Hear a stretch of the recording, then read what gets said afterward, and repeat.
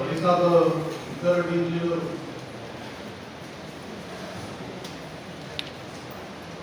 Workshop రెండు state Odisha and AP వైజాగ్లో మనం అనుకున్నారు కానీ అది కోరుకోలేదు.